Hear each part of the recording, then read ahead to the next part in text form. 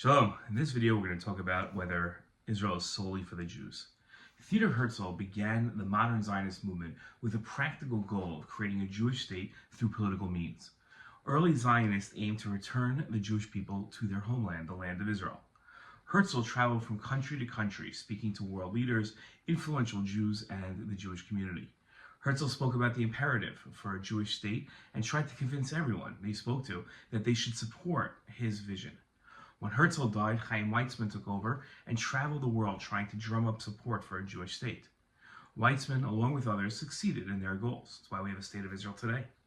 With the dual goals of providing the Jewish people with a place of refuge to flee persecution and exercising the Jewish people's right to self-determination on their historic homeland, the Jewish state was declared by Zionist leaders in Tel Aviv in May of 1948.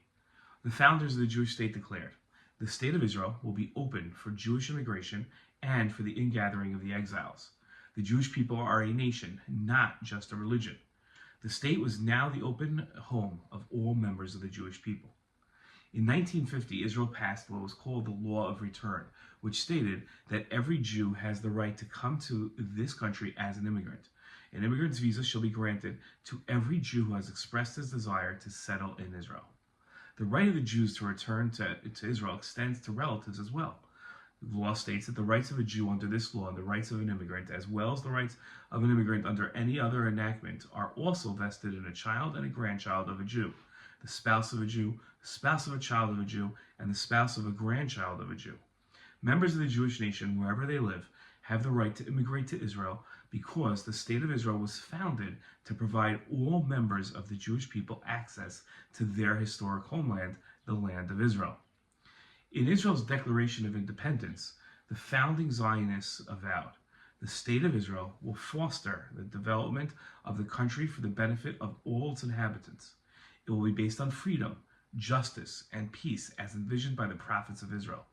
It will ensure complete equality of social and political rights to all its inhabitants, irrespective of religion, race, or sex. It will guarantee freedom of religion, conscience, language, education, and culture. It will safeguard the sacred places of all religions."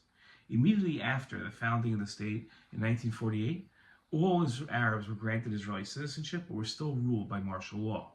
In 1966, martial law was completely lifted, and Arab citizens of Israel began enjoying the exact same civil rights as their Jewish neighbors. Granting Israeli citizenship to Arabs is troubling to some Zionists. Today, Arab Israelis are fully integrated into the Jewish state. They are Knesset members, judges, police officers, doctors, lawyers. There is no position denied to an Arab citizen, and Arab parties feature prominently in the Israeli Knesset, even joining the government. No longer relegated to the opposition, Arab Knesset parties have sat in the government. Why would a Jewish state, built by Zionists to be a place of refuge and home to the Jewish people, allow Arabs, members of a different nation, to become citizens of the state? If Israel is a state for the Jews, what role do Arabs play in it? A legitimate argument can be made that Israel should be a state solely for the Jewish people. Jews should be accepted into the country almost immediately according to their rights under the Law of Return. Anyone else who wants to live in Israel can be accepted as residents, but not citizens. Countries around the world, from the United States to the United Arab Emirates, have similar laws. Zionists and Israelis don't see the Jewish state as a state like all other states. The Jewish people aren't a people like all other people, and the Jewish state isn't a state like all other states. Israel is meant to be a light unto the nations, where a moral baseline is modeled for the rest of the world.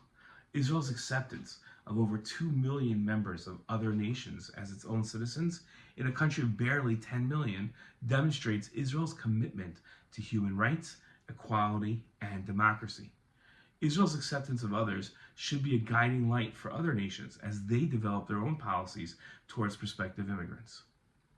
Zionism was a movement that worked primarily to establish a home and refuge for the Jewish people. It also aimed to establish a nation among the international community that would make the world a much better place through various means, including technological innovation and medical research. Morality, kindness, and charity start at home. And before Israel could reach out and help foreign nations, it had a responsibility to help those within its own borders. In offering citizenship to a Jewish state to non-Jews, The Zionist leaders of Israel demonstrated the moral policies and hopes other nations will adapt to make the world a better place for all its inhabitants. Shalom.